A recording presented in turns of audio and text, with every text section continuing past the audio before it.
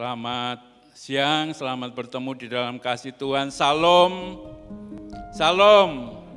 Ada sukacita siang hari ini?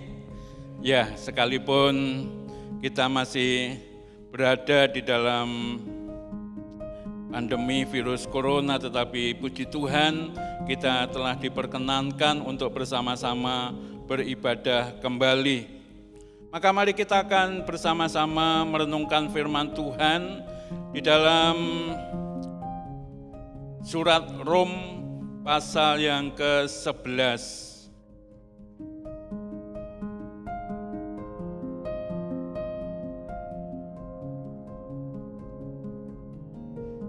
Rom pasal 11 ayat 36 dan kita lanjutkan Rom pasal 12 ayat yang pertama.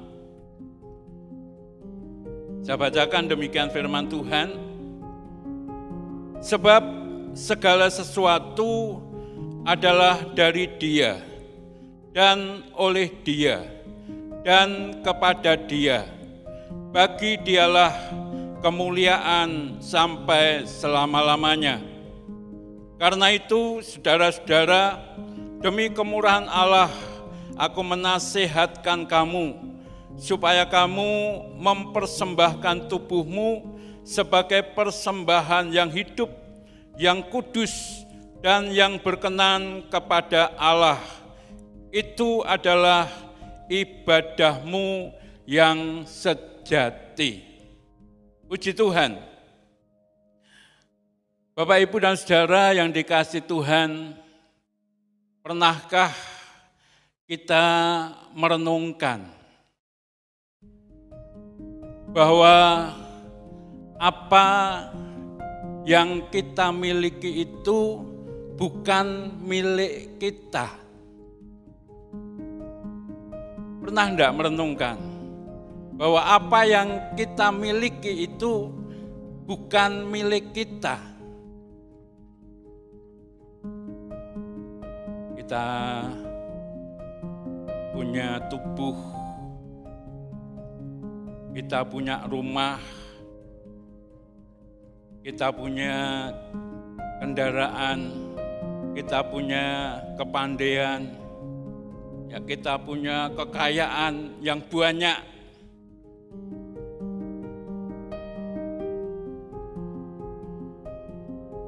Seringkali kita berkata itu adalah milikku, karena aku yang usaha, karena aku yang bekerja.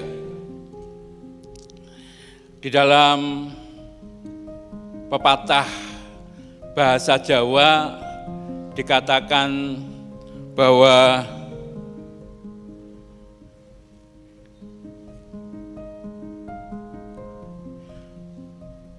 bondo iku titipan, nyawa iku apa? Gaduhan. Ya. Artinya segala apa yang ada pada kita ini adalah hanya titipan. Kalau kita bisa hidup sekarang ini, memiliki hidup saat ini hanya gaduhan. Sekali waktu kalau yang empunya hidup ini mau mengambil kita tidak bisa berbuat apa-apa. Kita tidak berkata, besok saja kalau sudah umur saya sekian, kalau saya sudah punya cucu, kalau saya sudah punya buyut, tidak bisa. Kalau Tuhan berkata hari ini engkau kembali kepadaku, hari itu jugalah sesuai dengan kehendak yang memiliki hidup kita. Kita serahkan hidup kita. Demikian juga apapun yang kita miliki di dunia ini. Kalau yang empunya mengambil semuanya, kita tidak bisa mengekehi bahwa tidak boleh, tidak bisa, tidak. Ayub juga berkata bahwa dengan telanjang aku keluar dari kandungan ibuku, Dengan telanjang juga aku kembali kepadanya. Tuhan yang memberi, Tuhan yang mengambil. Terpujilah nama Tuhan.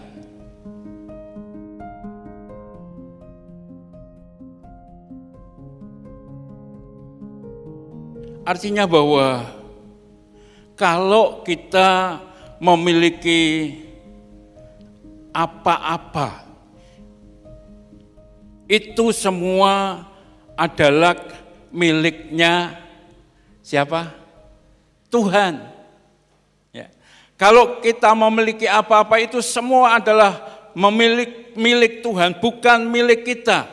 Kita hanya dipercaya oleh Tuhan untuk mengelola apa yang Tuhan percayakan kepada kita, untuk mengembangkan apa yang Tuhan percayakan kepada kita, untuk memelihara apa yang Tuhan percayakan kepada kita. Di hadapan Tuhan kita ini hanya sebagai pengelola, memanage apa yang Tuhan percayakan kepada kita semua.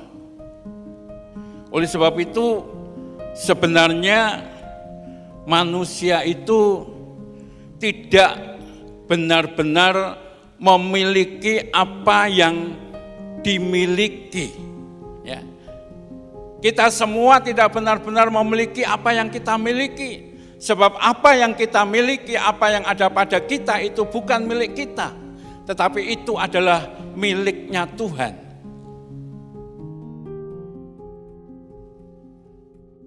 Ketika kita bisa memahami hal ini, Bapak, Ibu, dan Saudara yang dikasihi Tuhan, apapun yang Tuhan izinkan terjadi di dalam setiap kehidupan kita, kita tidak akan pernah kecewa. Kita tidak pernah bersungut-sungut.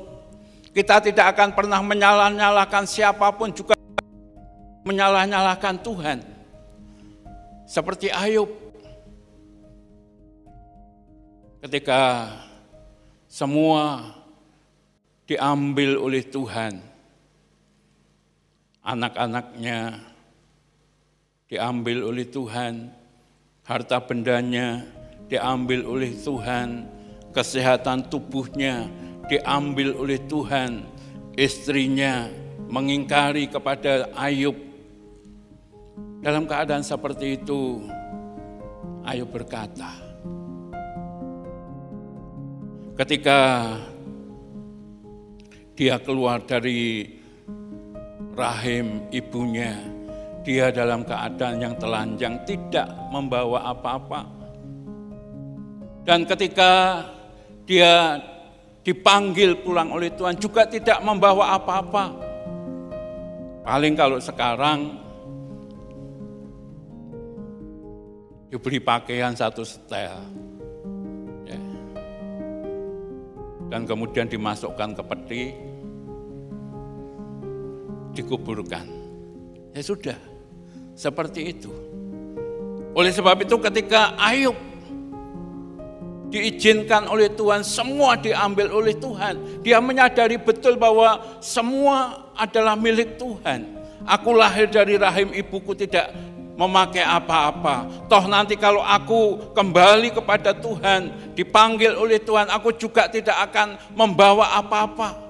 Semua dari Tuhan dan oleh Tuhan. Maka terpujilah nama Tuhan. Ayub tidak pernah kecewa, Ayub tidak pernah menggerutu, Ayub tidak pernah menyalah-nyalahkan siapapun juga, tetapi Ayub justru bersyukur. Terpujilah nama Tuhan. Sebagaimana firman Tuhan hari ini yang Tuhan berikan kepada kita semua.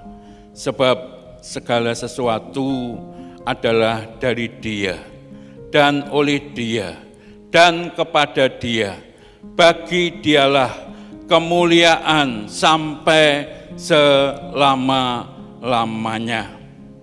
Mari kita merenungkan firman Tuhan ini, Bapak, Ibu, dan Saudara yang dikasihi Tuhan.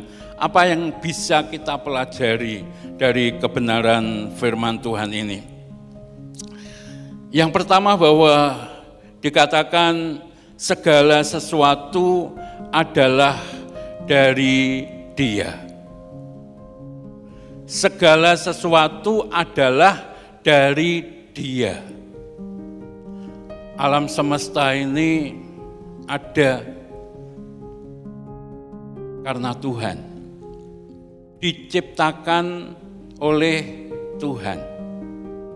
Ya, kalau kita membaca di dalam kitab Kejadian pasal yang pertama, ya, yang tadinya segala sesuatu gelap gulita, Tuhan menciptakan terang, Tuhan menciptakan itu artinya bahwa semua adalah dari Tuhan. Tanpa Tuhan, semua tidak akan pernah ada. Semua tidak akan pernah ada. Manusia ada karena Tuhan yang menciptakan. Di dalam kitab Kejadian pasal 1 ayat yang ke-27. Ya. Kita ini ada karena diciptakan oleh Tuhan. Ada karena Tuhan, dari Tuhan. Kalau bukan dari Tuhan, kita tidak pernah ada. Ketika manusia jatuh dalam dosa, kita mendapatkan pengampunan dosa, kita ditanggung penghukuman yang seharusnya kita tanggung. Itu oleh karena kasih dari Tuhan. Kalau Tuhan tidak mengasihi kita, maka kita sudah binasa. Kita tidak pernah punya harapan. Kita tidak pernah punya jaminan keselamatan dan kehidupan kekal. Bahkan kita juga tidak pernah punya jaminan untuk dipelihara oleh Tuhan. Hanya oleh karena kasih Tuhan sajalah kita masih ada sebagaimana kita ada. Kita masih punya pengharapan, kita masih punya masa depan di dalam setiap kehidupan kita. Kita memiliki segala sesuatu, itu juga dari Tuhan.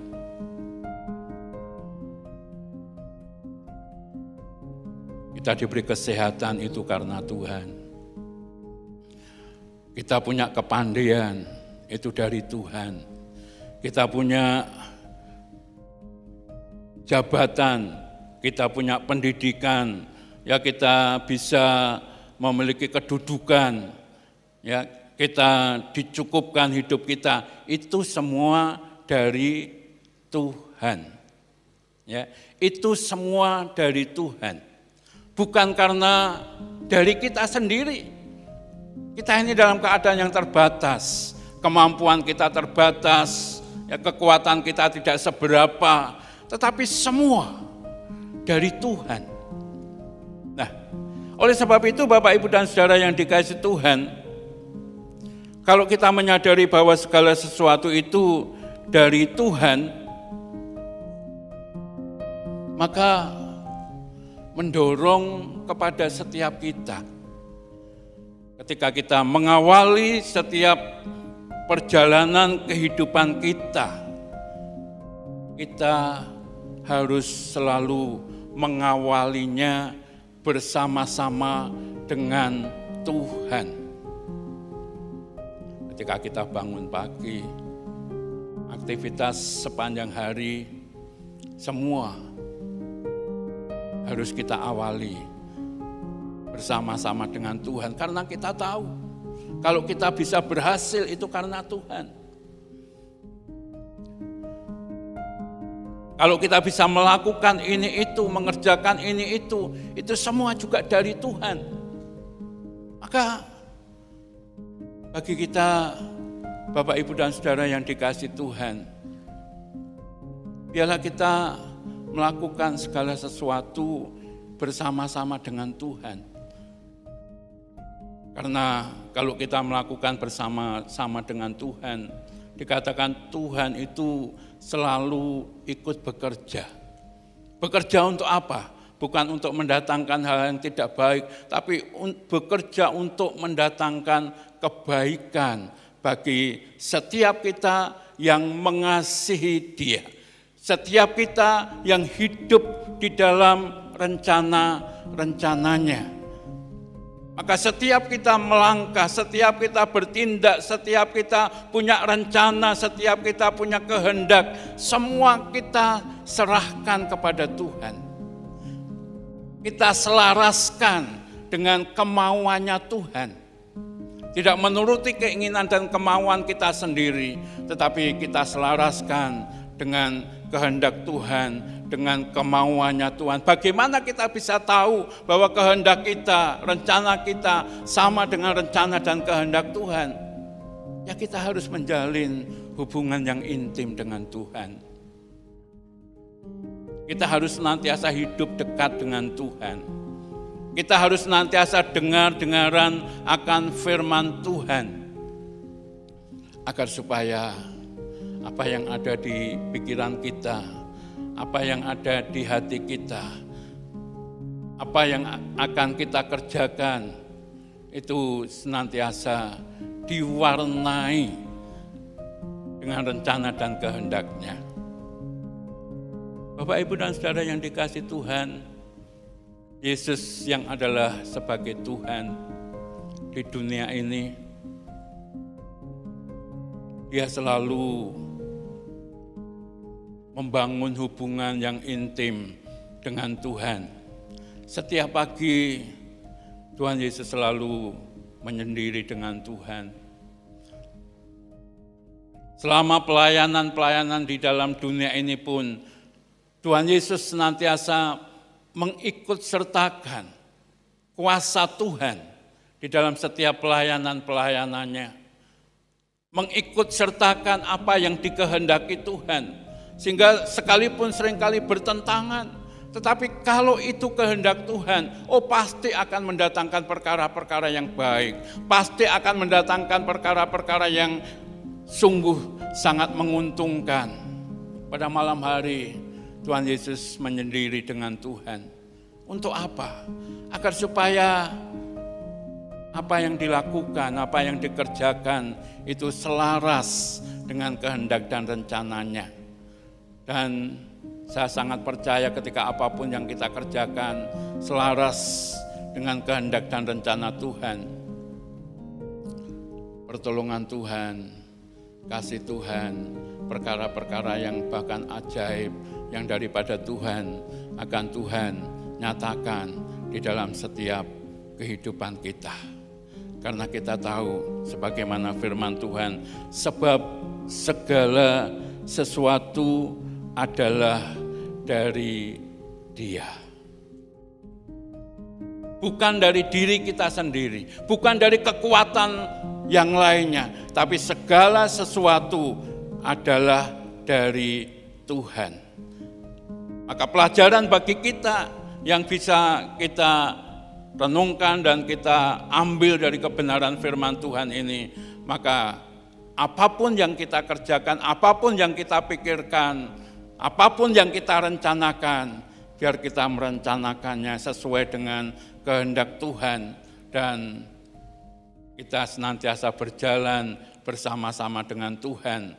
Maka saya sangat percaya segala sesuatu yang baik, segala sesuatu yang benar, itu akan Tuhan nyatakan di dalam setiap kehidupan kita. Ini yang pertama. Kemudian yang kedua, bahwa segala sesuatu itu adalah oleh Tuhan. Segala sesuatu itu adalah oleh Tuhan. Artinya bahwa segala sesuatu yang terjadi di muka bumi ini, di dunia ini, di seluruh alam semesta ini, termasuk juga di dalam setiap kehidupan kita manusia, ada di dalam kendali Tuhan. Apapun yang terjadi ada dalam rencana dan sepengetahuan Tuhan.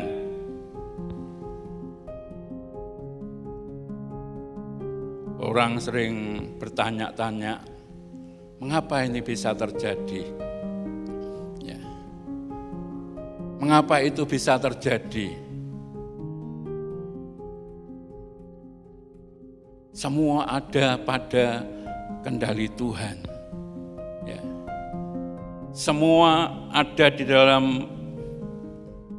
rencana Tuhan. Semua ada dalam pengetahuan Tuhan.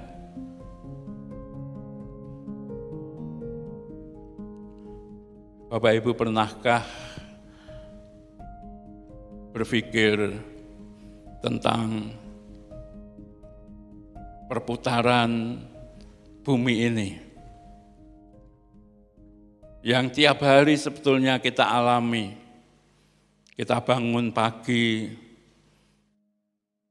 kemudian ada siang, ada sore, ada malam, ya besok begitu lagi, mulai dari pagi, kemudian siang, kemudian sore, malam, besok lagi, pagi lagi, siang, sore, malam. Mungkin kita tidak pernah berpikir bahwa semua itu dikendalikan oleh Tuhan. Ya, dikendalikan oleh Tuhan. Mungkin kita hanya berpikir, ya wes lah, dewi yang ini, sesuk yang ini, sesuk neh mesti yang ini.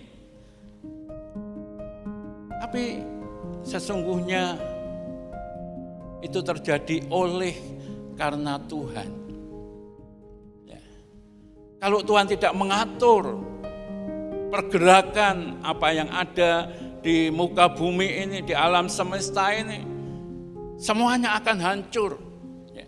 Semuanya akan hancur. Tuhan sudah mengatur sedemikian rupa. Ya. Sehingga berjalan dengan normal, berjalan dengan baik. Demikian juga di dalam setiap kehidupan kita, Bapak, Ibu, dan Saudara yang dikasihi Tuhan. Kita bangun pagi bisa bernafas, bisa membuka mata kita, bisa mendengar melalui telinga kita, kita masih bisa menggerakkan seluruh anggota tubuh kita. Itu semua juga oleh karena Tuhan. Jangan berpikir bahwa itu wis mestine memang harus begitu. Tidak. Tapi semua bisa oleh karena Tuhan. Sebaliknya, hal-hal yang tidak kita inginkan, hal-hal yang tidak baik, itu bisa terjadi juga seizin Tuhan, juga sepengetahuan Tuhan. Tidak terjadi dengan sendirinya, tidak. Semua atas sepengetahuan Tuhan. Dan jikalau itu Tuhan izinkan terjadi, pasti akan terjadi sesuai dengan kehendaknya Tuhan. Sebagaimana yang sekarang ini kita hadapi, di mana di Indonesia, bahkan bukan di Indonesia saja, tapi juga di belahan bumi yang lain, di bangsa-bangsa yang lain, wabah, ya, virus corona.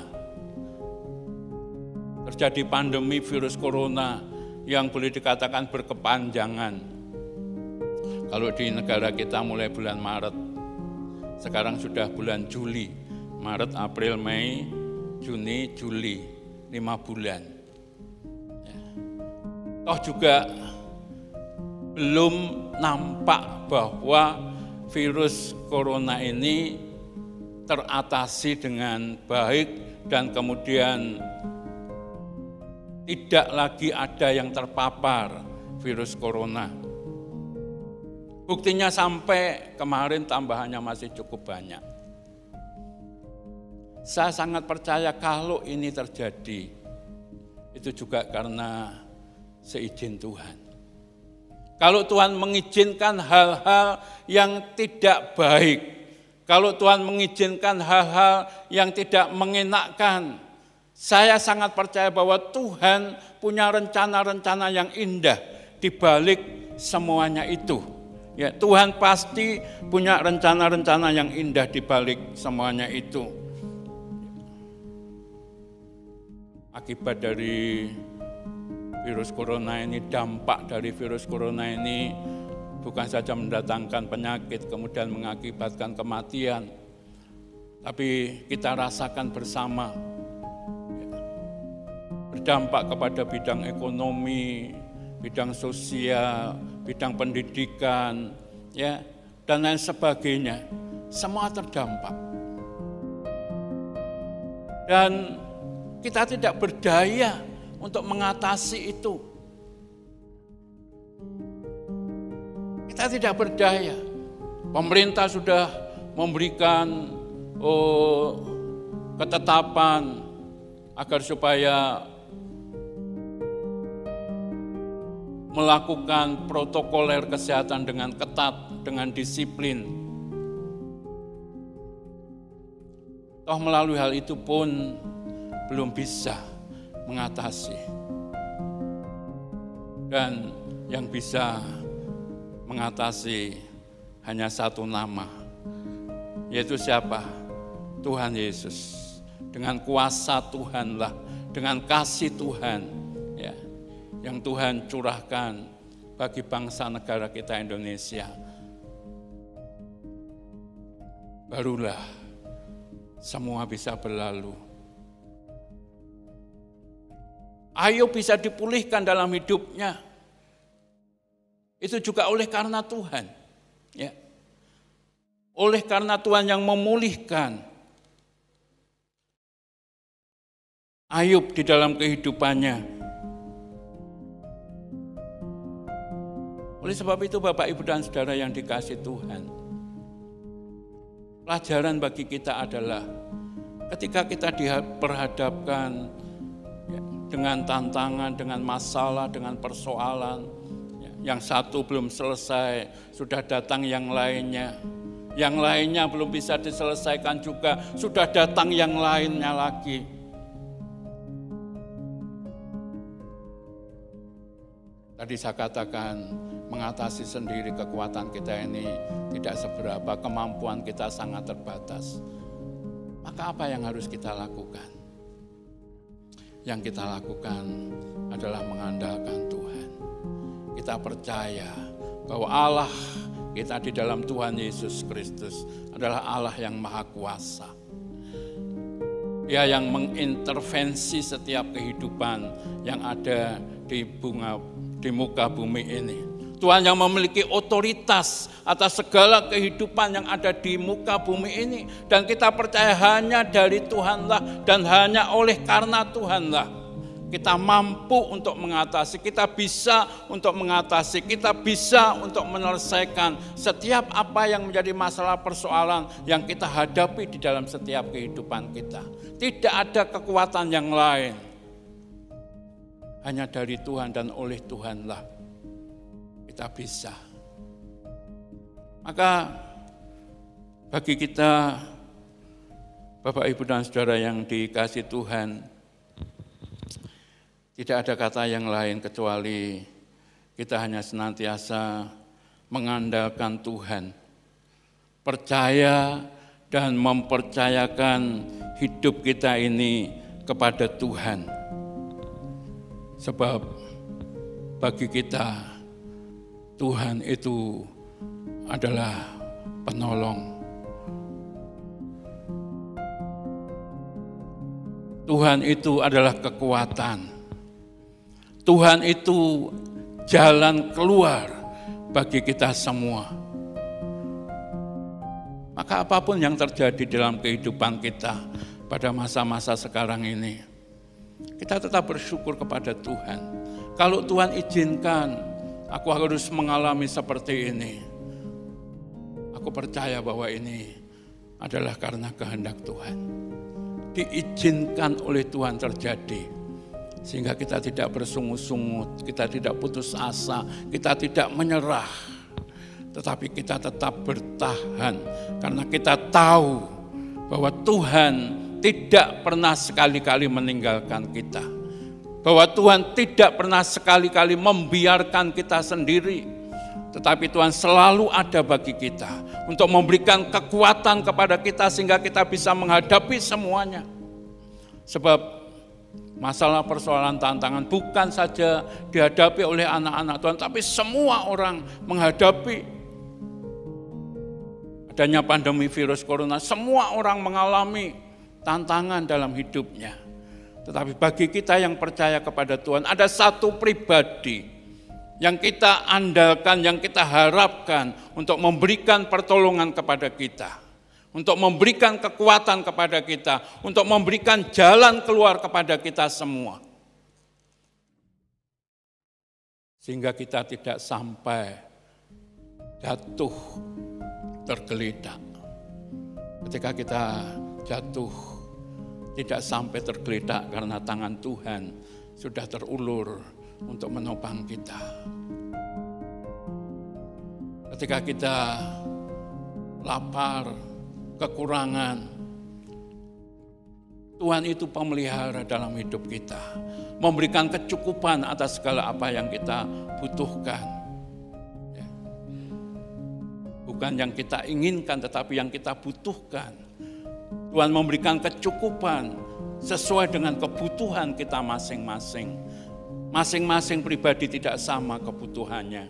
Masing-masing pribadi tidak sama kecukupannya. Tapi Tuhan pasti memberikan kecukupan atas kebutuhan kita.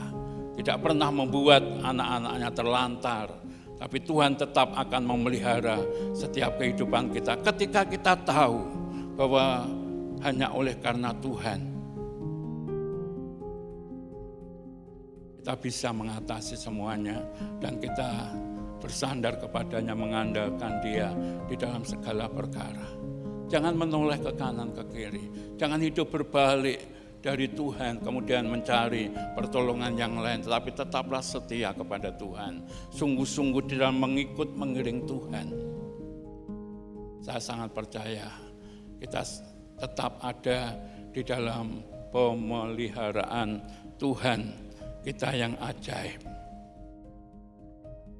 Tuhan Yesus berkata di dalam Injil Matius, carilah dahulu kerajaan Allah dan kebenarannya, maka semuanya akan ditambahkan kepadamu. Ya.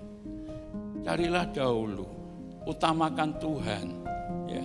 Bangun turutlah kepada Tuhan, setialah kepada Tuhan, maka Tuhan akan menambahkan segala sesuatunya kepada kehidupan kita.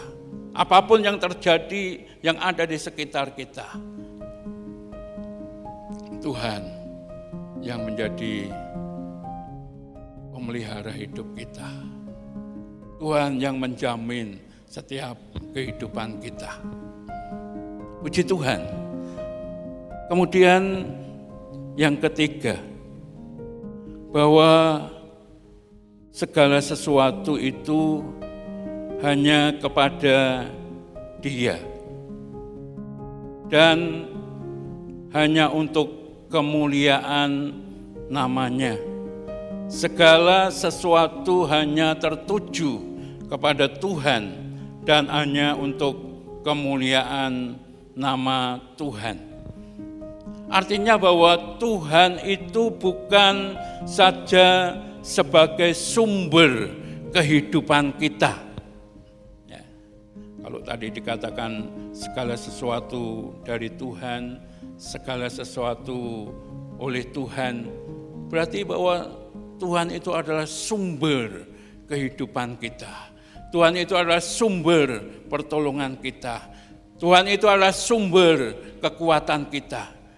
Tapi bukan hanya sumber kehidupan saja, tetapi Tuhan juga harus menjadi pusat dari kehidupan kita. Artinya bahwa apapun yang ada dalam hidup kita, baik itu yang kita pikirkan, yang kita rasakan, yang kita lakukan, Dan apapun yang Tuhan percayakan kepada kita, yang ada pada kita, itu adalah hanya kepada Tuhan dan untuk kemuliaan nama Tuhan. Sehingga Bapak, Ibu, dan Saudara yang dikasihi Tuhan, segala sesuatu yang kita kerjakan, segala sesuatu yang kita perbuat harus senantiasa berkenan dan menyenangkan hatinya Tuhan, sesuai dengan kehendaknya Tuhan, sehingga bisa mempermuliakan namanya Tuhan. Semua yang Tuhan anugerahkan kepada kita, kita dedikasikan hanya untuk kemuliaan nama Tuhan. Bukan untuk diri kita sendiri, bukan untuk orang lain, tetapi semua kita tujukan untuk kemuliaan nama Tuhan. Karena semua yang ada pada kita itu adalah dari Tuhan. Dan kalau kita bisa tetap seperti ini, itu juga karena oleh Tuhan. Maka segala sesuatu yang ada pada kita, Tuhan katakan harus untuk kemuliaan nama Tuhan. Maka di dalam ayat 1 dari pasal 12 surat Rom ini dikatakan, karena itu saudara-saudara, demi kemurahan Allah aku menasihatkan kamu supaya kamu mempersembahkan tubuhmu sebagai persembahan yang hidup, yang kudus, dan yang berkenan kepada Allah. Tubuh apa yang kelihatan pada kita, bukan roh, bukan jiwa, tapi tubuh kita ini, apa yang ada pada kita ini, kita persembahkan kepada Tuhan sebagai satu persembahan yang hidup, yang kudus, dan yang berkenan kepada Tuhan. Waktu kita, tenaga kita, pikiran kita, harta benda yang Tuhan percayakan kepada kita, kepandaian kita, semua yang terutama kita dedikasikan untuk kemuliaan nama Tuhan. Bapak, Ibu, dan Saudara yang dikasihi Tuhan, saat ini saya mendapatkan WA bahwa jaringan doa nasional sedang mengadakan doa yang disebut 24-40. Artinya doa 24 jam sehari selama 40 hari. Untuk bangsa dan negara kita Indonesia. Mulai tanggal 8 kemarin sampai nanti tanggal 17 Agustus. Pada masa-masa pandemi corona ini, ya kita diminta untuk tetap tinggal di rumah. Ya, kadang-kadang di rumah jenuh, apa yang harus dikerjakan. Ya. Nah, ini ada satu pekerjaan, pelayanan yang tidak menjenuhkan, ya, tapi pasti menyenangkan. Apa? Kita diajak berdoa. Berdoa untuk siapa? Bukan untuk diri sendiri, tapi untuk bangsa dan negara kita Indonesia. Kita punya banyak waktu di rumah. Ayo kita ikuti ini supaya terjadi sesuatu yang dari Tuhan bagi bangsa Indonesia ini. Terjadi pemulihan di dalam segala perkara. Kuasanya, kasihnya dinyatakan atas bangsa dan negara. Kita sebagai anak-anak bangsa wajib untuk ikut membebani bangsa dan negara kita. Ya, tujuannya untuk apa? Supaya nama Tuhan dipermuliakan. Amin, Bapak Ibu. Mari Bapak Ibu bisa pilih waktu. Kalau di gereja setiap jam 8 sampai jam 10 khusus untuk doa bangsa negara hari Selasa sampai hari Jumat. Tapi tiap pagi selain hari Minggu ada doa pagi. Antara lain juga berdoa bagi bangsa dan negara. Selain berdoa bagi anak-anak Tuhan. Setiap Jumat masih ada doa malam sekalipun hanya 1 sesi. Ya. Semua yang ada pada kita dedikasikan kepada Tuhan. Untuk kemuliaan nama Tuhan. Kita persembahkan hidup kita untuk Tuhan. Beberapa waktu sudah diumumkan oleh Bapak Gembala, kita memperhatikan saudara-saudara kita yang karena dampak dari pandemi virus corona ini, ada yang kehilangan pekerjaan, usahanya mulai menurun dan lain sebagainya. Kita yang diberkati oleh Tuhan, mari kita kumpulkan bersama-sama dan kita bagikan kepada mereka yang membutuhkan. Tiap kali membagi saya hitung ada 80 sampai 90. Dan minggu-minggu ini sudah pada tahap yang ketiga. 3 kali mereka menerima dari uluran kasih Bapak, Ibu, dan saudara sekalian. Dan kita terus rindu. Kita mengumpulkan apa yang Tuhan telah percayakan kepada kita. Bukan untuk gereja, tapi kita bagikan kepada saudara-saudara seiman kita. Saya rindu karena ada yang bertanya, untuk yang luar gimana Pak?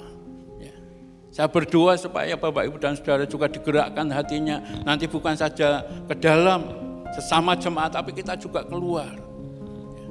Kita masih membagi nasi bungkus tiap Kamis, 100 bungkus sampai 110 bungkus dibagi kepada mereka yang membutuhkan. Jikalau Bapak Ibu berkenan untuk ikut ambil bagian, silahkan. Kita bersama-sama apa yang dari Tuhan dan oleh Tuhan kita dedikasikan untuk kemuliaan nama Tuhan. Itu yang dikehendaki oleh Tuhan bagi kita semua. Sehingga hidup kita ini sekalipun ada di tengah-tengah masa-masa yang sukar, kita tetap percaya hidup kita ini dari Tuhan. Dan Tuhan pasti tetap memelihara hidup kita. Dan ketika Tuhan memelihara hidup kita, memberkati kita semua, kita tidak pakai sendiri, tapi kita dedikasikan untuk kemuliaan nama Tuhan. Kita persembahkan bagi Tuhan dan kita wujudkan melalui sesama kita yang membutuhkan uluran tangan kita. Saya sangat percaya kemuliaan Tuhan dinyatakan dan apa yang kita lakukan tidak akan pernah sia-sia. Ketika kita menabur, kita tidak akan panen seperti apa yang kita tabur. Tapi Tuhan katakan, akan aku padatkan sampai melimpah ruah. Dan mahkota sudah menanti kita. Nanti di kemuliaan. Kita ngunduhnya bukan saja ketika kita ada di dalam dunia, tapi lebih-lebih nanti di kekekalan.